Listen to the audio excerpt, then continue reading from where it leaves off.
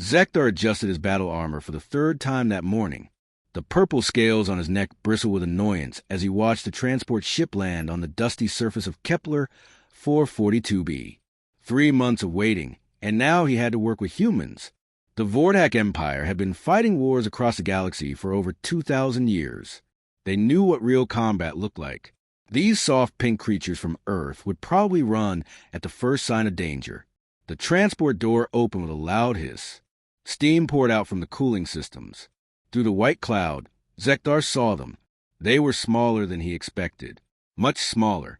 The tallest one barely reached his shoulder, and Zekdar was considered short for a Vordak warrior. Their skin looked thin and weak, like paper that would tear if you touched it too hard. No claws, no natural armor, no sharp teeth. How did these things survive on their own planet? The first human to step out wore what they called military clothing. Green and brown patches covered the fabric in random patterns. A strange choice for a species that claimed to be warriors. The human walked toward Zekdar with confident steps, despite being surrounded by alien soldiers who could crush him with one hand. "You must be Zekdar," the human said. His voice was steady and calm. "I'm Captain Jake Sullivan, Terran Defense Force. Glad to finally meet you." Zekdar looked down at the small creature. Captain Sullivan had short brown hair and blue eyes. His face showed no fear, which was either very brave or very stupid. Most species showed at least some nervousness when meeting a Vordak for the first time. These humans either had no sense of danger, or they were hiding it well. "I am Zekdar, War Leader the 15th Alone," he replied in the standard galactic language. His translator device made the words sound flat and emotionless. "The Council tells me your species wishes to prove itself in battle against the Krillian swarm." Another human stepped out of the transport. This one was female, with long black hair pulled back tight. She carried herself like a fighter, but again, Zekdar saw no obvious weapons or natural defenses. How did these creatures plan to fight anything? "Lieutenant Amy Rodriguez," she said, nodding at Zekdar. "We appreciate the chance to work with experienced warriors like yourselves. We know we have a lot to learn." At least they understood their place in the natural order. Zekdar had fought beside many species over the years. The smart ones listened to Vordak battle wisdom and stayed alive. The proud ones died quickly and took others with them. These humans seemed smart enough to know they needed help. "The Krillian swarm is not like your Earth predators," Zekdar explained as they walked toward the base camp. "They fight in groups of thousands. They have no fear of death. They will keep attacking until every last one is destroyed. Many young warriors freeze in terror when they first see a Krillian charge." Captain Sullivan nodded thoughtfully. "We've studied the available data on their tactics and biology. Interesting opponents. How long have the Vordak been fighting them?" 47 years, Zekdar said with pride. "We have held the line while other species ran to hide behind their planetary shields. The Krillians respect strength. They understand that Vordak warriors are not prey." 47 years, Rodriguez repeated quietly. She exchanged a quick look with Sullivan. Something passed between them, but Zekdar could not read human facial expressions well enough to understand what it meant. The base camp spread out before them like a small city. Prefabricated buildings lined neat rows, each one exactly the same distance apart. Supply vehicles moved in organized patterns between the structures. Everything looked clean and orderly, but it lacked the fierce decorations that marked a proper warrior camp. No battle trophies hung from posts. No weapons stood ready for immediate use. It looked more like one of those civilian research stations than a military base. "Where are your war totems?" Zekdar asked as they walked past a group of humans doing some kind of synchronized physical exercise. "Your victory banners?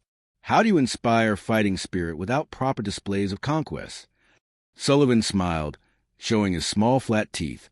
"We keep our inspiration in different places. Would you like to see our equipment depot?" The depot was a large building filled with weapons and vehicles that looked surprisingly advanced. The humans had clearly put a lot of thought into their military technology. Their rifles were compact but appeared well made. Their vehicles had thick armor and powerful engines. Still, everything looked too clean, too perfect. Real weapons should show signs of use, scars from battle that proved their worth. Very impressive, Zekdar said politely. But how do your warriors bond with their weapons? These tools look like they came from a factory yesterday. A human sergeant walked over to join them. He was older than the others, with gray hair and scars on his hands that spoke of real combat experience. Sergeant Pete Collins, he said, offering his hand in the strange human greeting ritual. You want to know about weapon bonding? Come with me. Collins led them to a smaller room where individual humans sat at tables, working on their equipment. Each one had their rifle completely taken apart, cleaning every piece with careful attention. One soldier had a small bottle of liquid that he applied to the metal parts with a soft cloth. Another was adjusting tiny screws with specialized tools. This is my rifle, Collins said, lifting a weapon from the table. To Zekdar's surprise, the human's voice changed when he spoke about the weapon. There was affection there, the same tone he might use when talking about a family member. I've carried her for 6 years now. She's never let me down, and I don't let her down either. You give your weapons names? Zekdar asked. Of course, Collins replied. Her name is Betsy. She's saved my life more times than I can count. The least I can do is take proper care of her. Zekdar watched as Collins continued his maintenance routine. Every movement was precise and practiced. The human knew exactly how much pressure to apply, which parts needed attention, how to spot the smallest problems before they became dangerous. This was not just cleaning. This was a ritual, a ceremony that bonded warrior and weapon into a single fighting unit. Maybe these humans understood more about warfare than he had first thought. Their methods were different, but the respect for weapons was clear. That was a good sign. Species that truly understood weapons usually understood fighting. As they left the depot, Zekdar noticed something else. The humans moved differently than other species he had worked with. There was no wasted motion, no showing off of their comrades. They walked with purpose, like predators who knew exactly where they were going and why. Their eyes constantly scanned their surroundings, noting details and potential threats. How long until we deploy against the Krillians? Rodriguez asked. 3 weeks of preparation, Zekdar replied. Time for your people to learn proper battle formations and understand Vorthack combat doctrine. Sullivan and Rodriguez exchanged that look again. 3 weeks should be enough, Sullivan said. We're looking forward to learning from your experience. As the sun set over the base camp, Zekdar watched the humans continue their activities. They worked with quiet efficiency, preparing for war without the loud boasting and aggressive displays that marked most warrior species. Perhaps that was their weakness. Real fighters needed fire in their blood, rage to drive them forward when battle became desperate. Time would tell if these calm, methodical creatures had what it took to face the Krillian swarm and survive. The next morning brought Zekdar his first real surprise about human behavior. He woke before dawn, as all good warriors should, and expected to find the base quiet except for sentries. Instead, he discovered that half the humans were already awake and busy with various activities. Some ran in formation around the base perimeter, their breathing steady and controlled despite the early hour. Others worked on equipment maintenance, but not the frantic last-minute checking that most species did before battle. This was careful, methodical work that spoke of long-established routines. Zekdar found Sergeant Collins in the same spot as yesterday, once again working on his rifle. The weapon was already perfect as far as any reasonable standard could judge, but Collins continued his careful inspection of every component. Do you not trust your equipment? Zekdar asked. Among the Vorthack, excessive weapon maintenance was seen as a sign of cowardice, as if the warrior expected his tools to fail him when he needed them most. Collins looked up from his work with a slight smile. I trust Betsy completely, he said, patting the rifle stock like he might pet a favorite animal. But trust doesn't mean you stop taking care of what matters to you. My wife doesn't doubt my love for her, but I still tell her every day. The comparison between a weapon and a mate struck Zekdar as odd, but he could see the logic in it. A warrior's rifle was indeed his closest companion in battle, more reliable than any fellow soldier. Perhaps the humans understood this better than he had given them credit for. You have a mate? Zekdar asked, curious about human social structures. 23 years married, Collins replied, his voice carrying obvious pride and affection. 2 kids, both grown up now. My son just started college, wants to be an engineer. My daughter's getting married next spring. This revelation puzzled Zekdar greatly. Vordak warriors were expected to focus entirely on combat during military campaigns. Personal attachments were considered distractions that could lead to poor judgment in battle. Yet, Colin spoke of his family with the same care he showed his weapon, as if both were sources of strength rather than weakness. Later that morning, Zekdar observed human training exercises and found more behavior that defied his understanding of proper warrior culture. The humans practiced scenarios where everything went wrong. They simulated situations where they were outnumbered 10-1, cut off from support, running low on ammunition, and dealing with equipment failures. Lieutenant Rodriguez led a group through an exercise where they had to continue fighting after losing their primary weapons, their communications, and half their squad members. Instead of becoming discouraged by these grim scenarios, the humans approached them with the same methodical attention they gave to equipment maintenance. Why do you practice failure? Zekdar asked Captain Sullivan as they watched the training. Should warriors not focus on victory and success? Sullivan watched his troops move through the simulation with obvious approval. We practice problems so they don't surprise us when they happen for real. In our experience, battles rarely go according to plan. The side that adapts fastest to unexpected problems usually wins. But surely practicing defeat creates an expectation of defeat, Zekdar argued. Warriors should train their minds for triumph, not disaster. We don't train for defeat, Sullivan replied calmly. We train for Tuesday. The answer made no sense to Zekdar, but before he could ask for clarification, Rodriguez approached with a data pad in her hands. Sir, we've finished reviewing the tactical data on Krillian attack patterns, she reported. The team has some observations about their coordination methods. Go ahead, Sullivan said.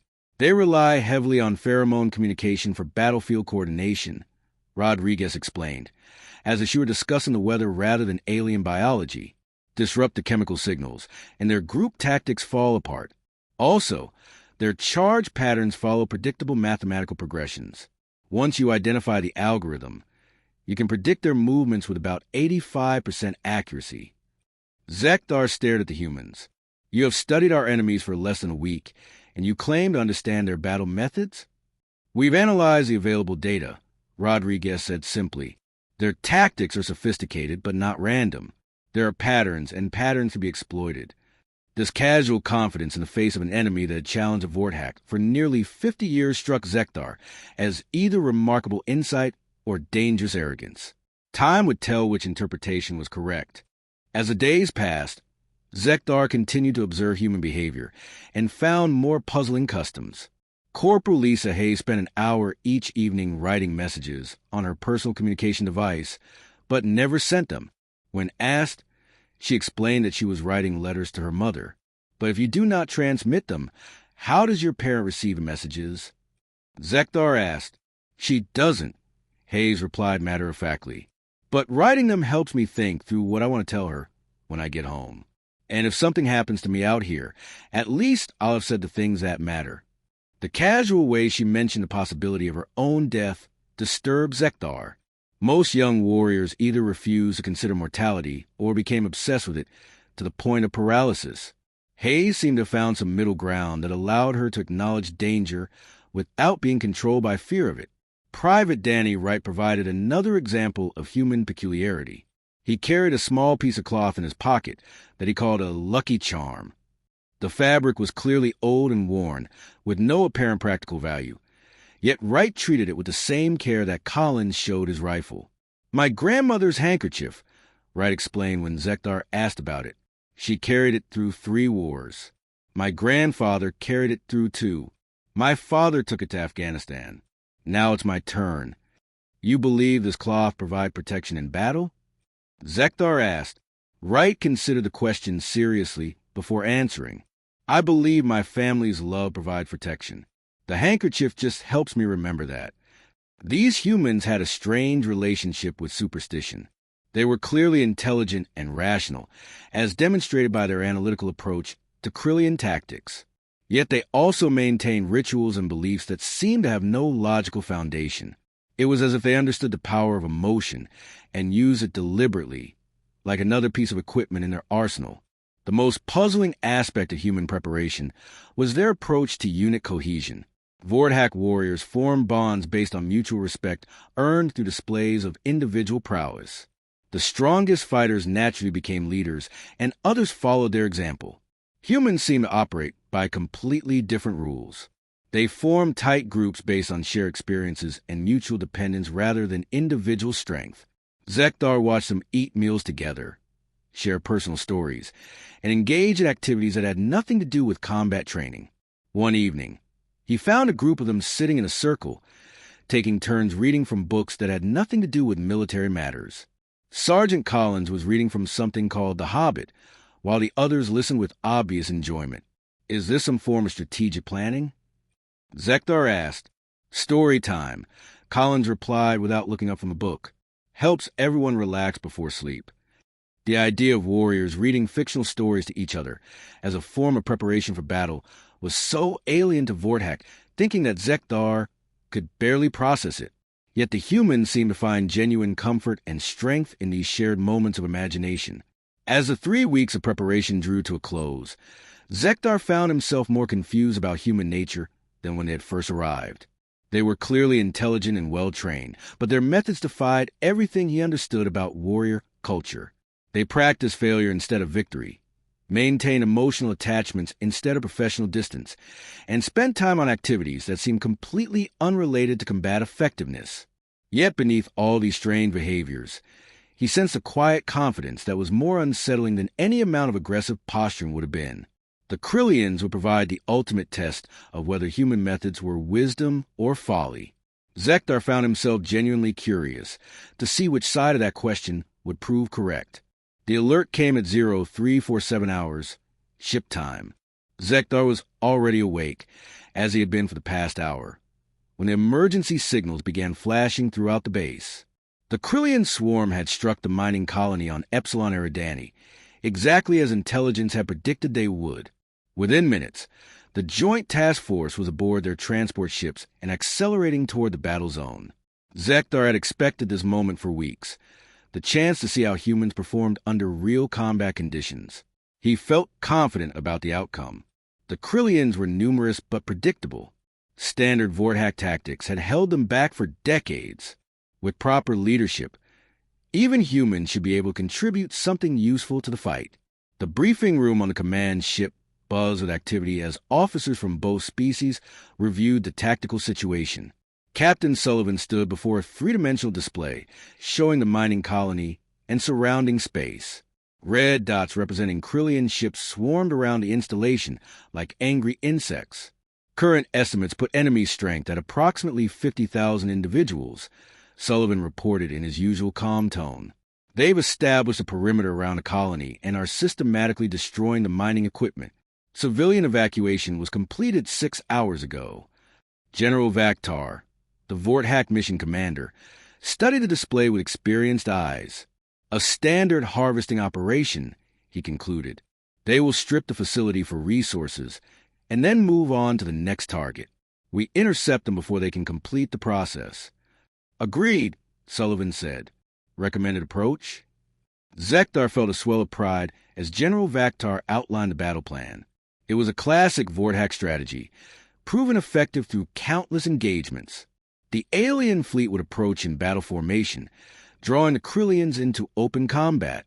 Vorthak warriors excelled in direct confrontation, their natural strength and aggression giving them advantages that enemies could not match. Human forces will provide support and cover the flanks. General Vaktar announced, Your role is to prevent Krillian escape and assist with casualties. Leave the primary assault to experienced warriors. Zekdar watched the human officers receive these orders. He expected some protest, some demand for a more prominent role in the fighting.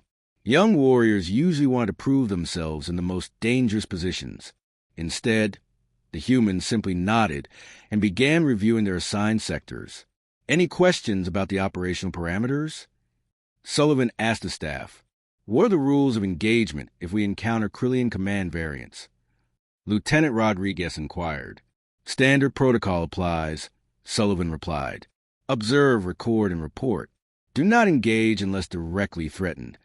The casual way they discussed potentially lethal combat surprised Zekdar. They showed no signs of pre-battle excitement or nervousness. If anything, they seemed slightly bored by the whole proceeding, as if this were routine administrative work rather than life-or-death warfare. The fleet dropped out of hyperspace 12 hours later, emerging the edge of the Epsilon Eridani system with weapons ready and shields raised. Immediately, the tactical displays lit up with contact signatures as Krillian scouts detected their arrival. Zekdar took his position on the bridge of the Vorthak flagship, watching as enemy ships began moving to intercept them. The Krillians flew in their typical swarming patterns, thousands of small fighters clustering around larger carrier vessels. It was an impressive sight, but not one that particularly worried him.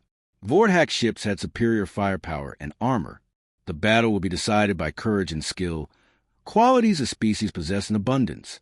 Krillian forces are moving to engage, the sensor operator reported. Estimated contact in 47 minutes. All units, assume battle formation. General Vaktar commanded. Prepare for direct assault. The Vorthak fleet arranged itself in the traditional attack pattern that had served them well for generations. Heavy cruisers formed the spear point, supported by destroyers and fighter squadrons. It was a formation designed for maximum frontal impact, perfect for breaking enemy lines through concentrated firepower. Zekdar noticed that the human ships had moved to positions that seemed almost like an afterthought. They spread out along the fleet's perimeter, too far from the main battle, to provide meaningful support. Either they were being overly cautious, or they had no confidence in their ability to contribute to the fight. The first engagement came exactly when predicted. Krillian fighters swept forward in great waves, their organic ships pulsing with bioluminescent patterns that served as both communication and intimidation. The sight of thousands of alien predators racing toward them through space would have terrified most species, but Vorthak warriors felt only excitement at the prospect of glorious battle. Zekdar watched the tactical display as the two fleets collided in a spectacular display of energy weapons and exploding ships. The Vorthak advance continued exactly as planned, their superior firepower cutting through Krillian formations like a blade through paper. Enemy casualties mounted rapidly, while friendly losses remained minimal. Then everything changed. The Krillians had evolved new tactics since their last major engagement with Vorthak forces. Instead of continuing their frontal assault, they suddenly broke away and began attacking from multiple directions simultaneously. Worse, they demonstrated coordination patterns that intelligence reports had never documented before. They're using formation variants we haven't seen, the tactical officer reported with growing alarm. Request immediate analysis of enemy movement patterns. General Vaktar's confidence remained unshaken. Maintain current formation. Press the attack. They cannot sustain these losses indefinitely. But the Krillians weren't just absorbing losses anymore.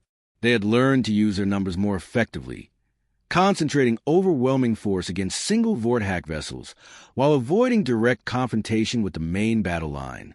Within minutes, the organized fleet engagement had devolved into dozens of separate skirmishes scattered across the battle zone. Zekdar felt his first touch of concern as he watched enemy forces surround a Vorthak destroyer and methodically tear it apart despite its powerful defenses. The crew fought bravely, but courage could only accomplish so much against impossible odds. "Where are the humans?" someone demanded over the communication channel. "We need support on the port flank." Zekdar checked the tactical display for human ship positions and found something that made his blood run cold. The human vessels had disappeared from the battle area entirely. Their signatures were no longer showing on sensors, as if they had simply vanished from existence. "Human forces, report your status," General Vaktar commanded.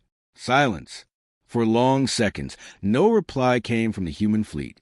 Zekdar began to wonder if they had suffered some catastrophic system failure, or worse, if they had decided to abandon the battle entirely when they realized how dangerous the situation had become. Then Captain Sullivan's voice came through the communication system, as calm and steady as if he were discussing the weather. "Package delivered. Beginning cleanup protocol." Before Zekdar could ask what that meant, the tactical display exploded with new information. Krillian ships throughout the battle zone were suddenly reporting massive internal explosions.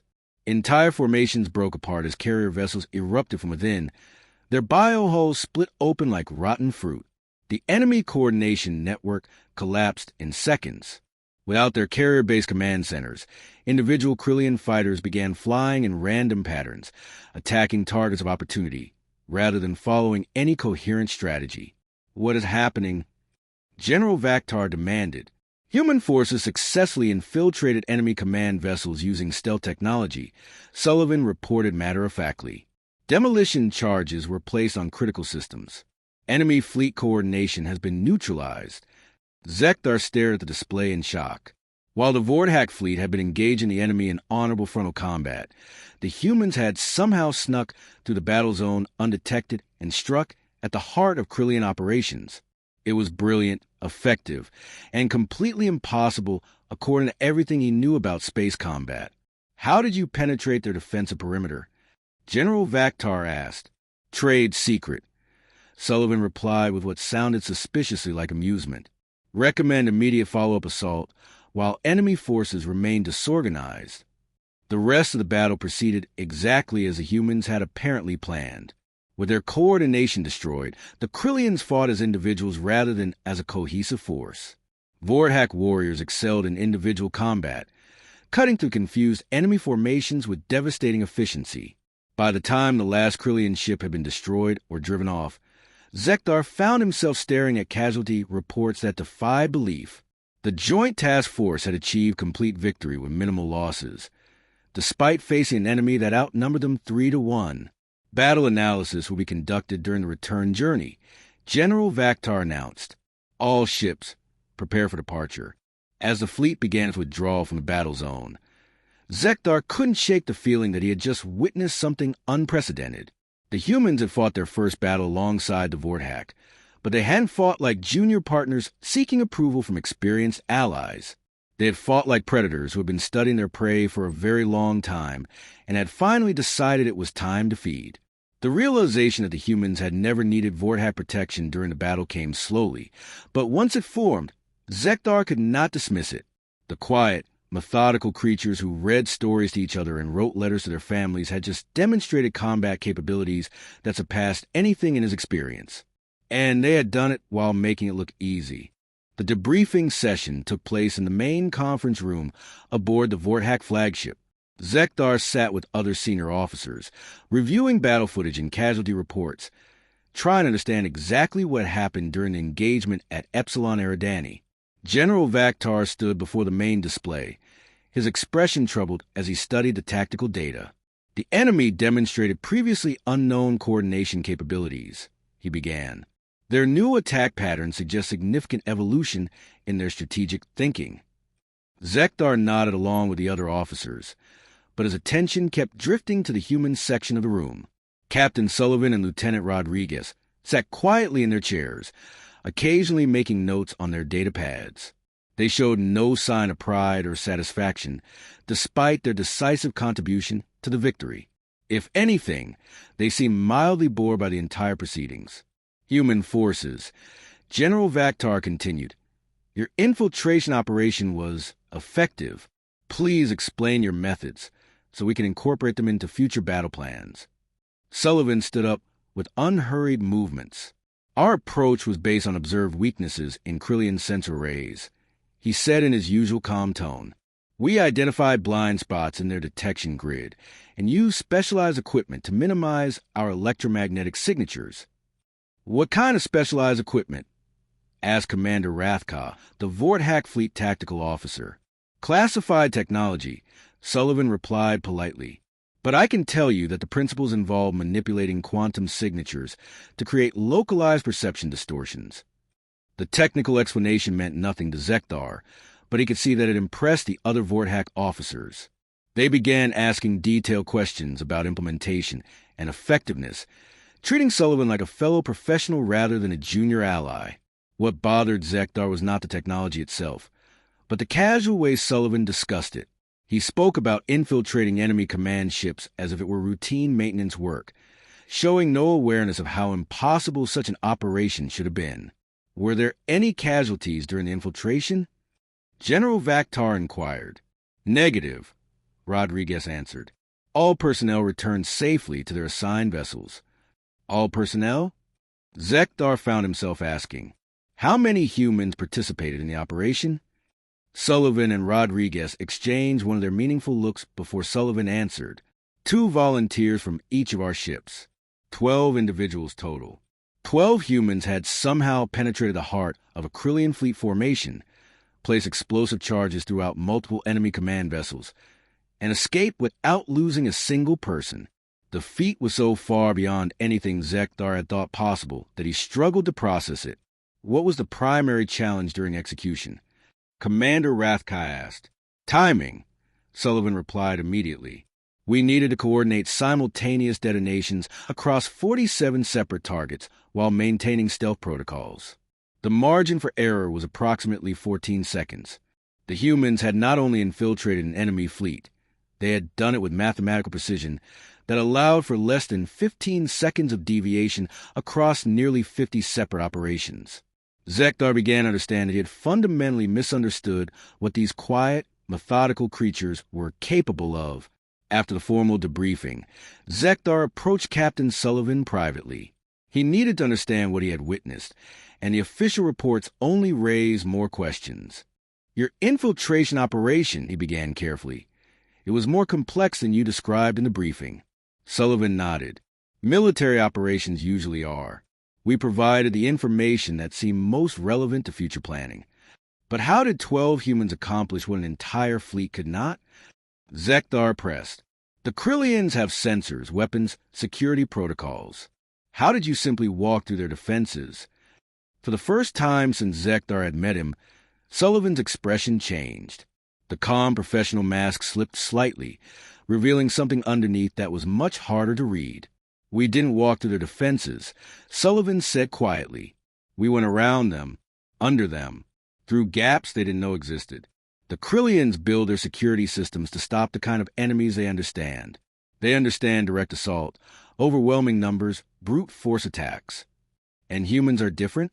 We're patient, Sullivan replied.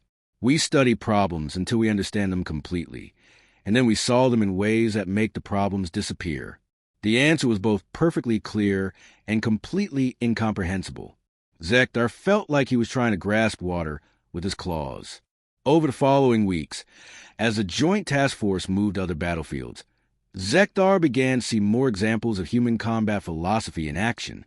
They didn't fight like any species he had encountered before, where other warriors relied on strength, speed, or superior numbers.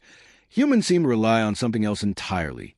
During the Battle of Proxima Station, Zekdar watched Lieutenant Rodriguez coordinate artillery strikes on her own position. Krillian forces had surrounded her squad, cutting off all escape routes. Instead of calling for rescue or fighting to the death, she calmly calculated the precise timing needed to eliminate the enemy while minimizing casualties among her own people. Danger close fire mission, she reported over the communication channel, her voice steady despite the fact that she was calling for explosive bombardment of her exact location.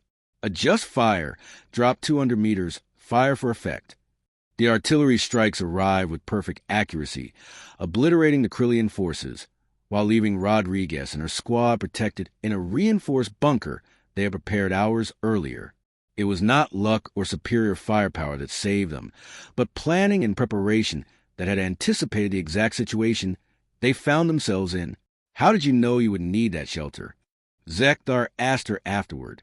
We didn't know, Rodriguez replied, but we prepared for the possibility. In our training, we call it embracing the suck. Bad things are going to happen in combat. The trick is to make sure you're ready for them when they do. Sergeant Collins demonstrated another aspect of human warfare during the assault on a Krillian breeding facility. His squad was pinned down by heavy defensive fire, unable to advance or retreat. Instead of calling for support or attempting a desperate charge, Collins simply waited. For 3 hours, he kept his people in position while Krillian defenders poured energy blasts over their heads. He made no attempt to return fire or communicate with other units. To any outside observer, it would have looked like his squad had been neutralized or was too frightened to move. Then At exactly 1,347 hours, Collins gave a single hand signal. His squad rose as one and walked forward to the Krillian defensive positions without firing a shot. The enemy weapons had all fallen silent, their power cells drained from hours of continuous operation. You waited for them to exhaust their ammunition? Zekdar asked afterward. Energy weapons have thermal cycling limits. Collins explained matter-of-factly. Continuous operation for extended periods causes automatic shutdown to prevent system damage. We calculated the approximate time required and waited for physics to solve our problem. The most disturbing example of human combat methodology came during the defense of New Geneva. Private Danny Wright, the young soldier who carried his grandmother's handkerchief, found himself separated from his unit during a Krillian breakthrough. Instead of trying to rejoin friendly forces or find a place to hide, Wright did something that violated every principle of sensible warfare. He walked directly into the largest concentration of enemy forces he could find. Zekdar watched the battle footage later, trying to understand what had possessed a young human to attempt such an obviously suicidal action. Wright moved through the Krillian formations with deliberate steps, making no attempt at stealth or evasion. Enemy warriors swarmed around him, but he continued forward toward what appeared to be a command cluster. When Wright finally stopped, he was surrounded by hundreds of Krillians in the center of their tactical formation. He stood there for a moment, reached into his pocket to touch his grandmother's handkerchief, and then triggered a high-explosive device that vaporized everything within a 50-meter radius. The blast destroyed the Krillian command structure and broke their coordinated assault, allowing Vorthak forces to counterattack successfully. Wright's sacrifice had turned the tide of the entire battle. He chose to die, Zekdar said to Captain Sullivan as they reviewed the footage together. He chose to be effective, Sullivan corrected gently. Danny understood that his individual survival was less important than the mission objective. He made a tactical decision based on available information and acceptable risk levels. Acceptable risk levels, Zekdar repeated. He calculated a 100% probability of death as acceptable. He calculated that his death would save thousands of other lives, Sullivan replied. The mathematics were clear. One life versus thousands. The choice was obvious. The casual way Sullivan discussed the deliberate sacrifice of his own soldier disturbed Zekdar more than anything else he had witnessed. Vorthak warriors understood honor and courage, but they also understood self-preservation. The idea of calmly choosing death as the optimal tactical solution was alien to everything he believed about survival instincts. As the weeks passed and more battles were fought, Zekdar began to realize that he had been thinking about human capabilities in completely wrong terms.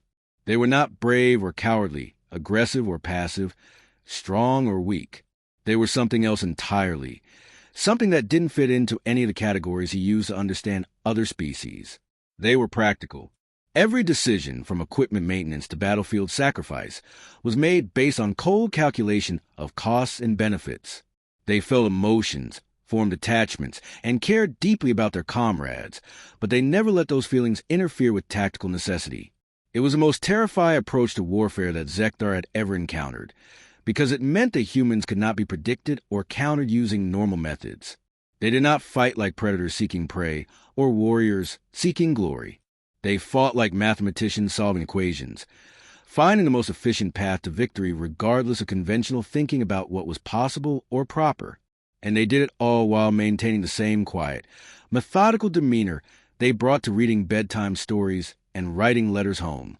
6 months into the war, Zekdar realized that everything had changed. What had begun as a limited conflict to test human capabilities had expanded into a full-scale campaign across 17 star systems. The Krillian swarm was no longer content with small raids and resource gathering. They were fighting for survival, and that desperation made them far more dangerous than anyone had anticipated. Zekdar now served directly under Major Rick Barnes, a human officer who had been promoted to overall tactical command of the Joint Forces. The transition from Vorthak leadership to human command had happened so gradually that most officers didn't realize it had occurred until it was already complete. Major Barnes stood before a holographic display showing the current strategic situation across 3 sectors. Red markers indicated Krillian holdings, blue showed Allied positions, and yellow represented contested systems. The amount of yellow on the map was troubling. The enemy is adapting faster than our initial projections suggested, Barnes explained to the assembled staff officers. They modified their breeding cycles to produce specialized warrior variants in response to our tactical innovations. Intelligence estimates they're generating new combat forms every 4 to 6 weeks. Zekdar studied the biological data with growing unease. The Krillians had always been adaptable, but this level of rapid evolution was unprecedented. They were changing themselves at the genetic level to counter specific human tactics, creating new subspecies designed to exploit weaknesses in allied strategies. Recommended response? Asked General Vaktar, who had accepted his new role as Barnes' second-in-command with surprising grace. We adapt faster. Barnes replied simply. Captain Foster will brief you on the new operational parameters. Captain Julie Foster stood up, her movements precise and economical as always. She activated a secondary display, showing what appeared to be historical documents rather than military intelligence. To understand our current situation, we need to examine similar conflicts from human military history, she began. Specifically, we need to look at what humans call total war scenarios. The term was unfamiliar to Zekdar, but something in Foster's tone suggested it represented a significant escalation in combat methodology. Previous engagements with the Krillians have followed what we classify as limited war parameters, Foster continued. Military forces engage other military forces according to established rules and conventions. Civilian populations and non-strategic targets are generally protected. Combat is contained to specific areas and time periods. She gestured to the display, which now showed images from various human conflicts throughout their history.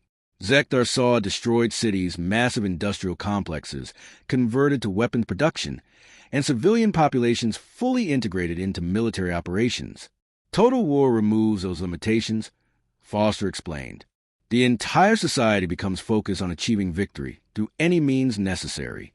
Every resource, every individual, every aspect of civilization becomes part of the war effort. The goals shift from defeating enemy military forces to destroying the enemy's ability and will to continue fighting. The concept struck Zekdar as both logical and terrifying. He had fought in many conflicts, but they had all followed certain unstated rules about what targets were acceptable and what methods were appropriate. The idea of deliberately expanding warfare to encompass everything seemed like madness. Are you suggesting we should target Krillian civilian populations? General Vaktar asked, his voice carefully neutral. The Krillians don't have civilian populations in the way we understand the term, Barnes replied. Their entire species is organized around warfare and resource extraction. Every individual is either a current combatant or a future combatant in development. Traditional limitations don't apply. Foster activated another section of the display, showing detailed analysis of Krillian social structure. Their breeding facilities serve both civilian and military functions. Their resource-gathering operations directly support combat capabilities.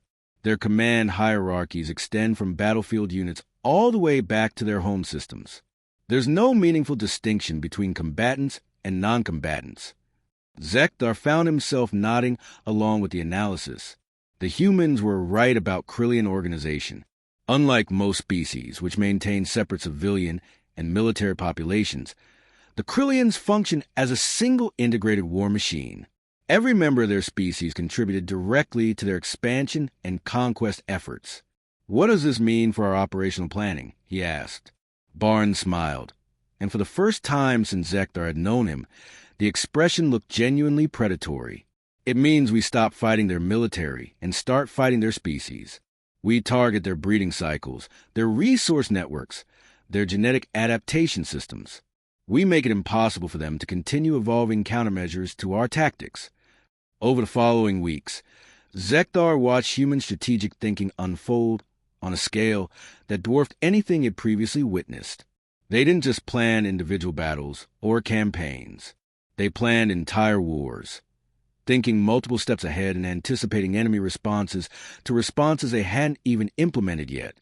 The humans introduced weapons and tactics that seemed designed specifically to exploit Krillian biology and psychology. They deployed chemical agents that disrupted pheromone communication across entire star systems. They used psychological warfare techniques that took advantage of Kryllian pack instincts to create panic and confusion in enemy formations. Most disturbing of all, they began targeting Kryllian adaptation mechanisms directly. Human scientists had apparently spent months studying captured genetic samples, learning how the enemy species modified itself in response to threats. Armed with that knowledge, they created weapons that turned the Kryllians' greatest strength against them. We're introducing modified genetic templates into their breeding populations, Captain Foster explained during one briefing. Each template appears to offer advantages against our current tactics, encouraging the Kryllians to incorporate them into new warrior variants. However, the templates also include hidden vulnerabilities that won't manifest until the next generation reaches maturity. You're sabotaging their evolution, Zekdar realized. We're guiding it, Foster corrected. Instead of reacting to their adaptations, we're controlling what they adapt into. By the time they realize what we've done, their new warrior variants will be specifically vulnerable to weapons we've already prepared. The elegant cruelty of the strategy left Zekdar speechless. The humans were fighting a war not just against current Kryllian forces, but against every future generation of Kryllians that might threaten allied space. They were weaponizing evolution itself. As the months passed, Zekdar began to understand why other species in the galaxy maintained such careful relationships with humanity. He had initially assumed it was because humans were useful allies, providing technological innovation and tactical flexibility that complemented traditional military approaches. Now he realized the truth was far more complex. Other species didn't just value human friendship. They feared human enmity. The humans had rules for fighting aliens like the Kryllians, rules that allowed for total war and unrestricted tactical approaches. But they also had different rules, older rules, that they used when fighting other humans. Zekdar had glimpsed those rules during Captain Foster's historical briefings, and what he saw there made him grateful that humanity had never turned its full attention to conquering other species. Human conflicts with each other involved levels of destruction and innovation that made current operations against the Kryllians look restrained by comparison. They had developed weapons that could destroy entire planets, strategies that could collapse interstellar civilizations, and tactics that turn enemy populations against their own governments. Why do you fight so much harder against your own species? Zekdar asked Captain Foster after one particularly disturbing historical briefing. Foster considered the question carefully before answering. Because we understand each other, she said finally.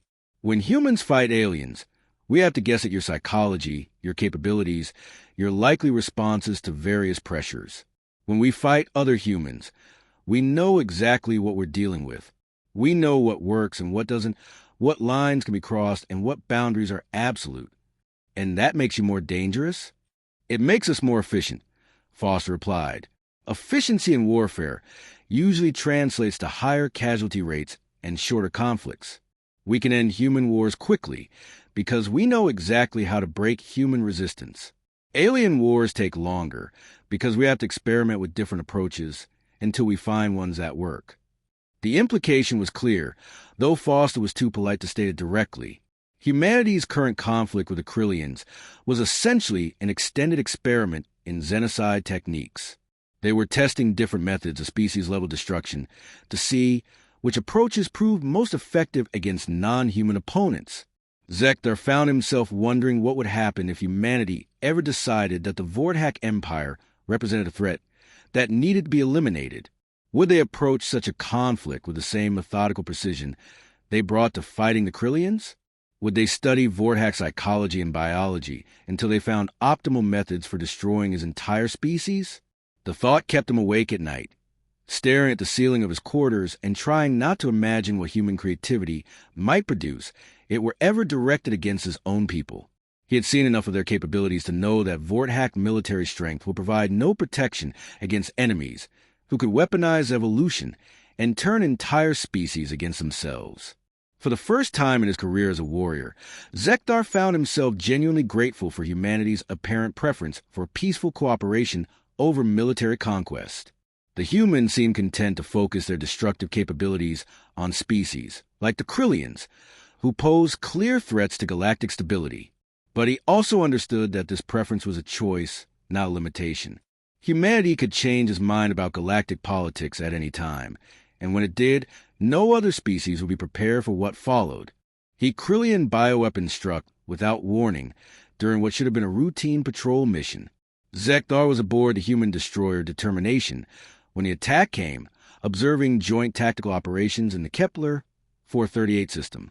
It started as a strange mist that seemed to seep through the ship's environmental systems despite all filtration protocols. The substance had no color and no smell, but it carried something that made the air itself feel wrong. Within minutes, every human aboard the ship was affected. Zekthar watched from the bridge as Captain Matt Turner struggled to maintain his composure. The human officer's hand shook as he gripped his command console, sweat pouring down his face despite normal atmospheric temperatures. Medical emergency. Turner called out, his voice tight with strain. All human personnel report to designated safe areas immediately. This is not a drill. What is happening? Zekthar asked, moving closer to the captain's position. Chemical warfare agent. Turner replied through gritted teeth. Designed to target human neurochemistry.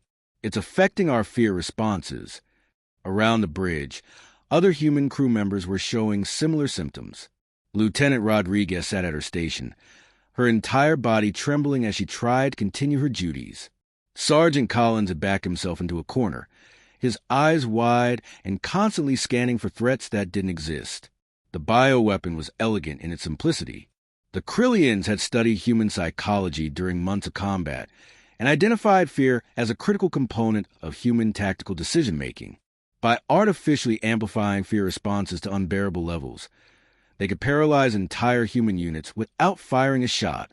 We need to evacuate human personnel to shielded areas, Zekthar suggested.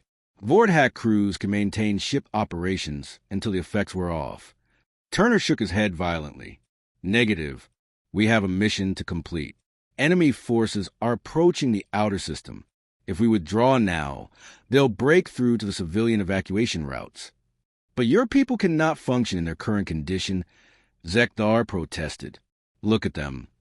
He gestured around the bridge, where human crew members were barely managing to remain at their posts. Some had curled up in fetal positions under their consoles. Others stood frozen in place, unable to process simple commands. The bioweapon had turned humanity's most competent warriors into terrified children.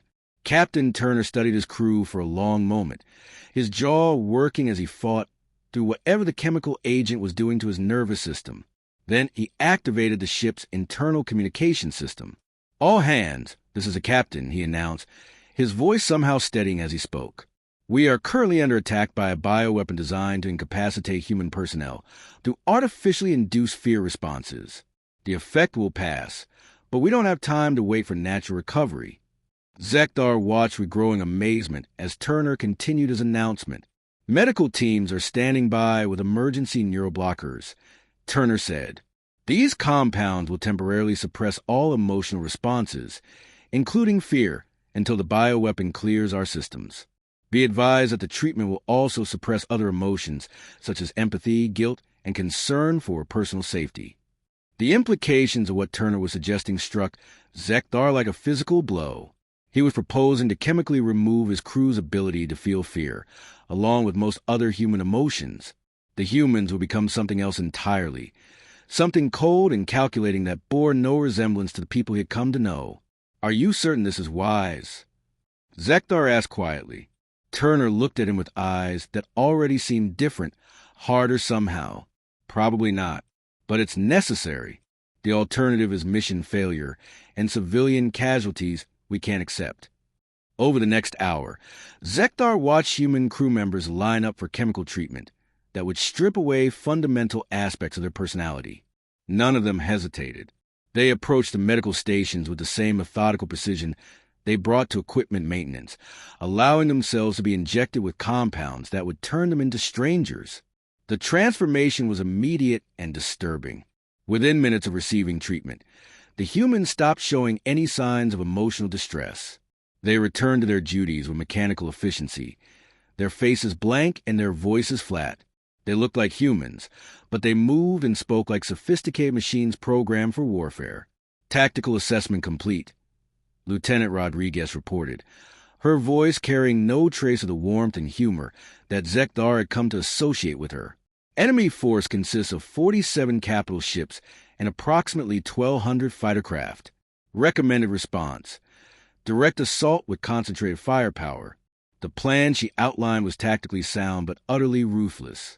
It called for using the ship's civilian evacuation vessels as decoys while the main force struck at Krillian command ships.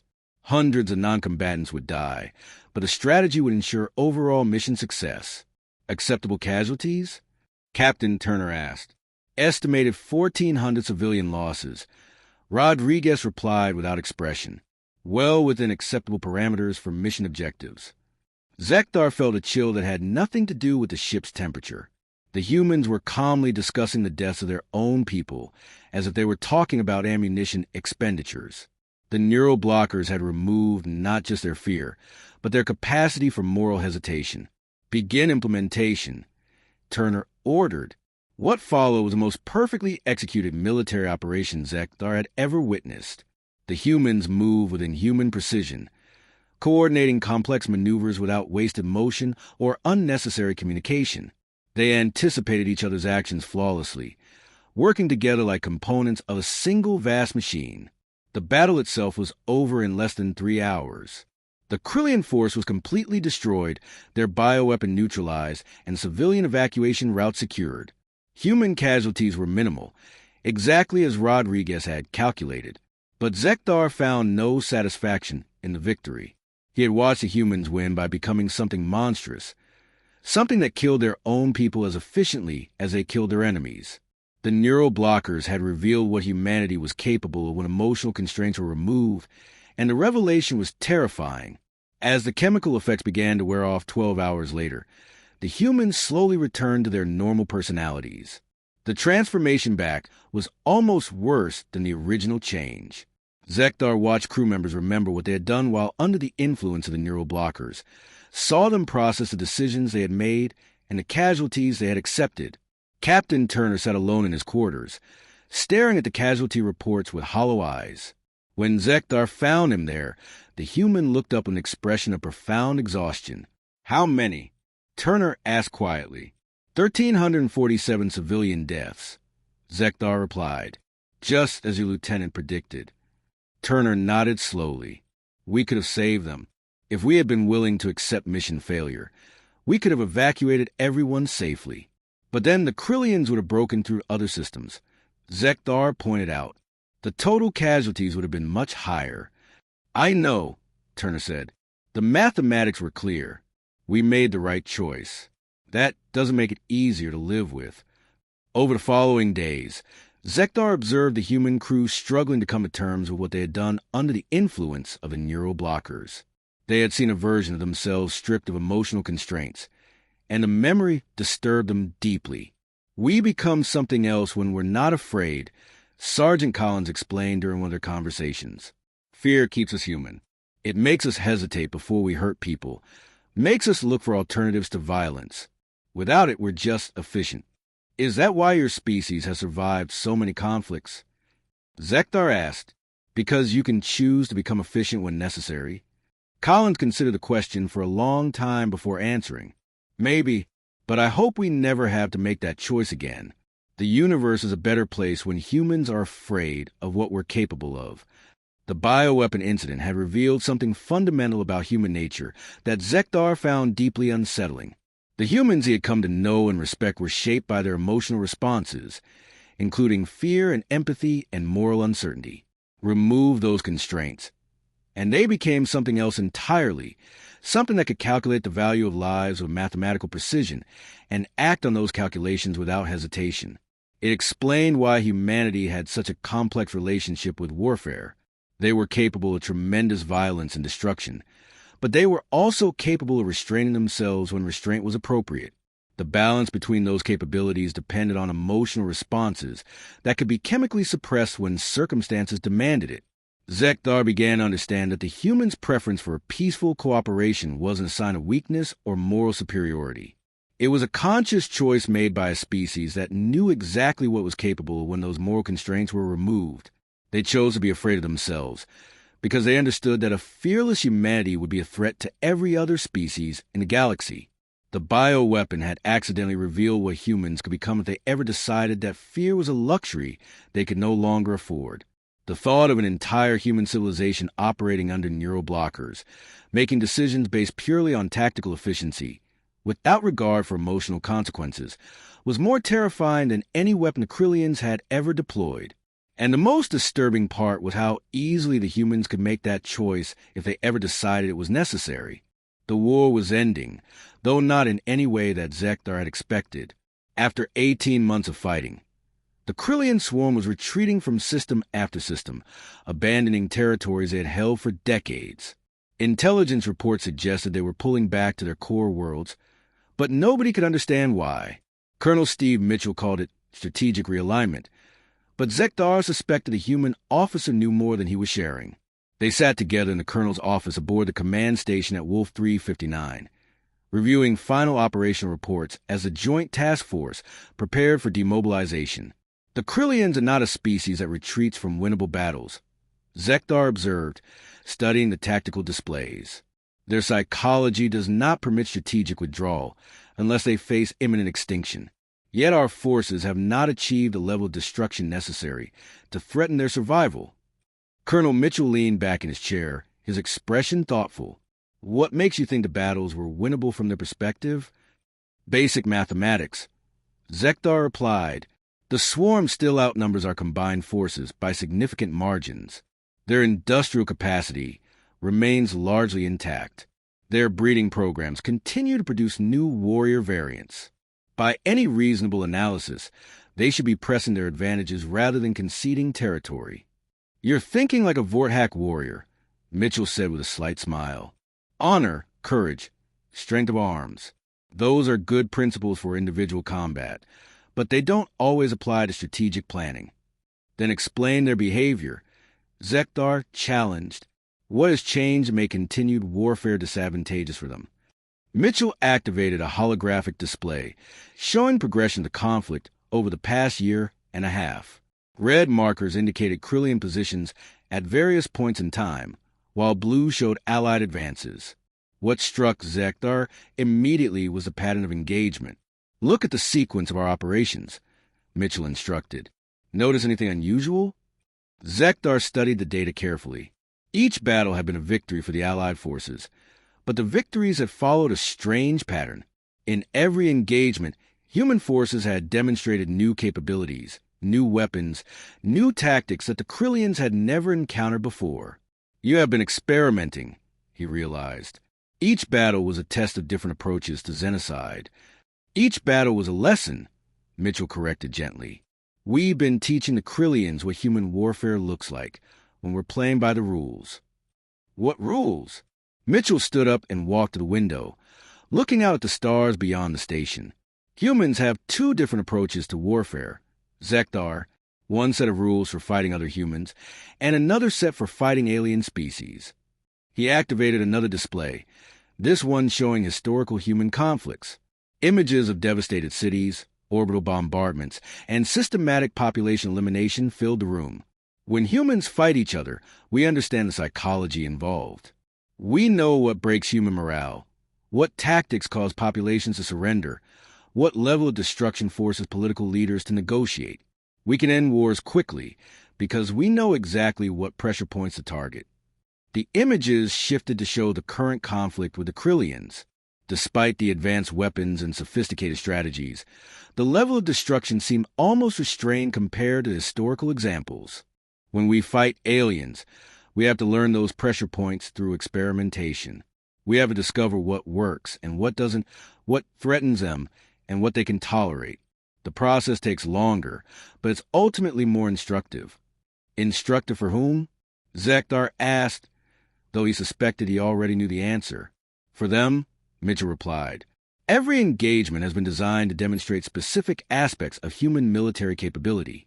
We've shown them our industrial capacity, our technological innovation, our tactical adaptability, our willingness to accept casualties for strategic objectives. Zekdar felt a chill as the implications became clear. You have been teaching them to fear you. We've been teaching them to make rational decisions about the cost of continued conflict, Mitchell said. The Krillians are intelligent. They can do mathematics just as well as we can.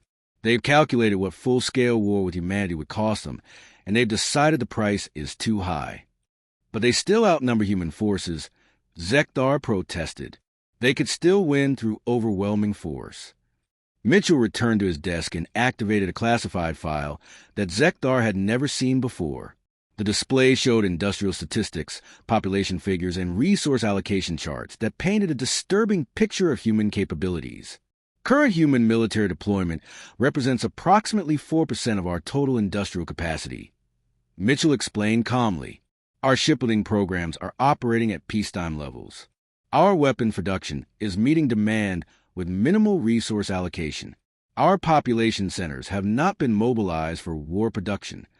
The numbers were staggering.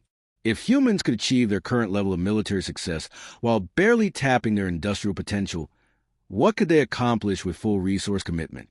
The Krillians have access to similar intelligence data, Mitchell continued. They know that everything they've faced so far represents a fraction of human capability. They've seen what we can do when we're being careful and restrained. They don't want to see what we can do when we're not.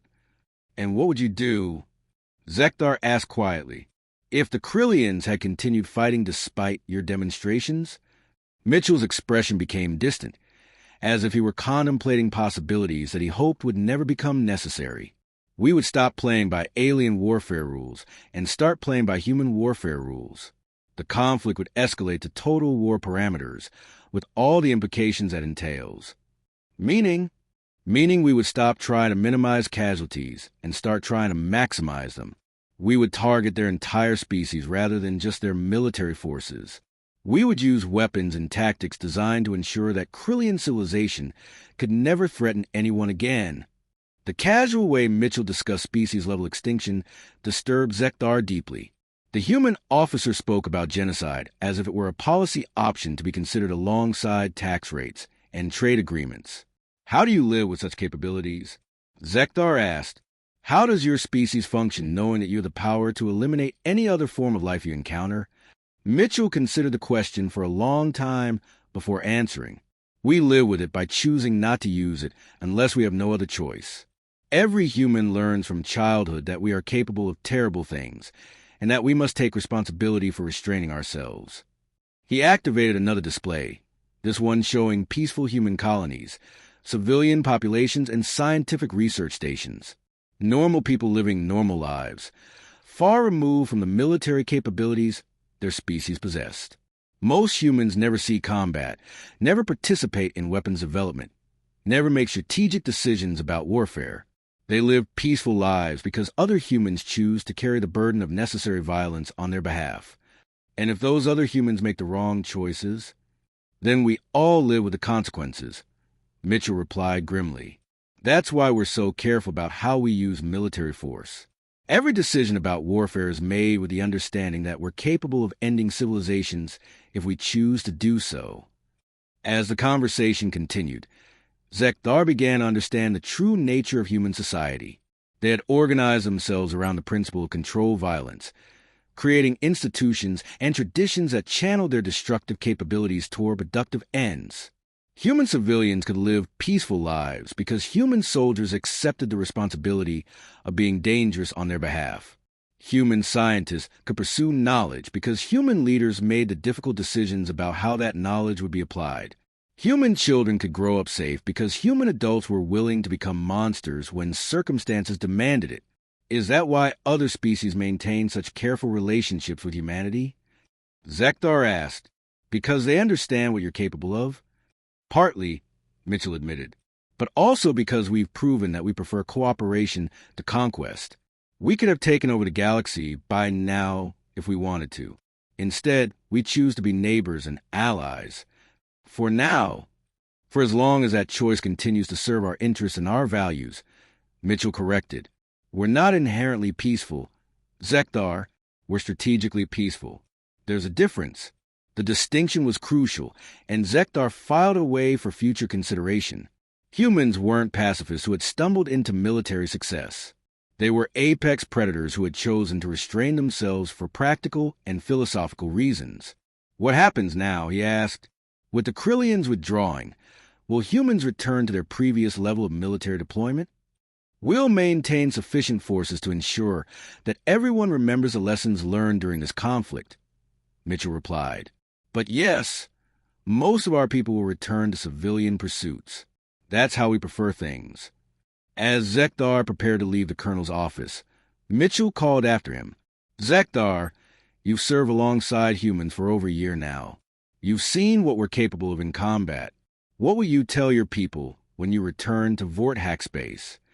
The question had been troubling Zekdar for months. How could he explain what he had witnessed to fellow warriors who still thought of combat in terms of honor and individual prowess?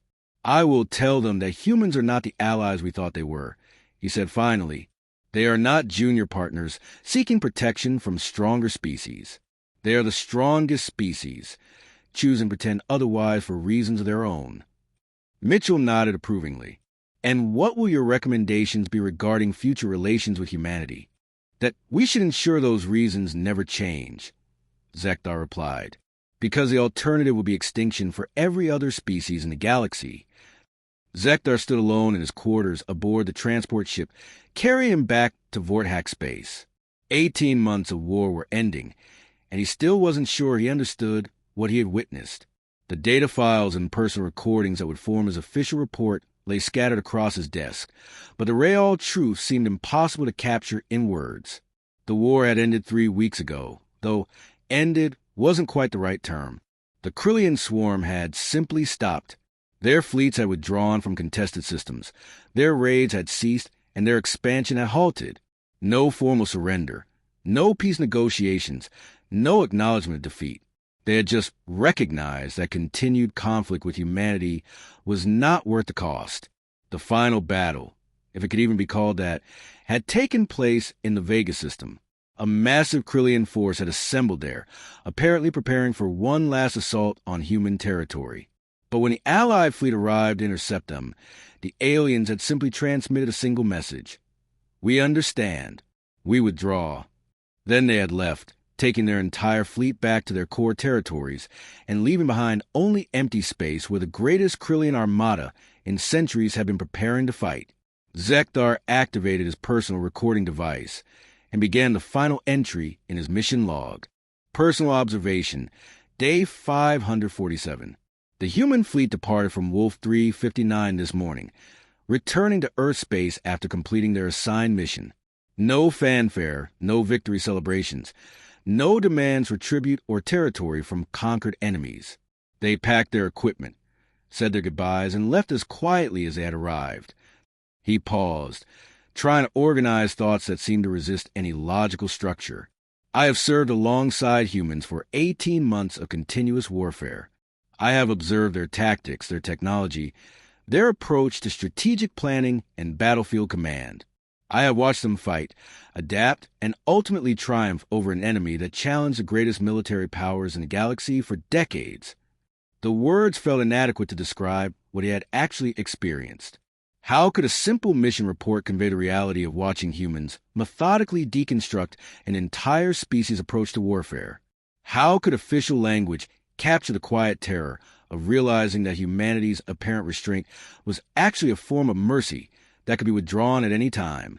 The humans do not fight like any species I have encountered in 40 years of military service. They do not seek glory or conquest or the accumulation of territory and resources. They fight like gardeners, removing weeds from a carefully maintained landscape. The violence is necessary, regrettable, and performed with clinical efficiency. Zekdar stood and walked to the viewport, staring out at the stars. Somewhere among those points of light were human colonies, human fleets, human scientists working on projects that would probably revolutionize warfare in ways he couldn't even imagine. I believe the humans could have ended this conflict much more quickly if they had chosen to do so. The prolonged nature of the war was not due to Krillian resistance or human limitations. It was a deliberate educational program designed to teach the Krillians, and by extension the rest of the galaxy, about human military capabilities. The recording device continued to capture his words, though he suspected that much of what he wanted to say would be classified far above his security clearance level. Every engagement followed the same pattern. Humans would introduce new weapons, new tactics, or new strategic approaches that the Krillians,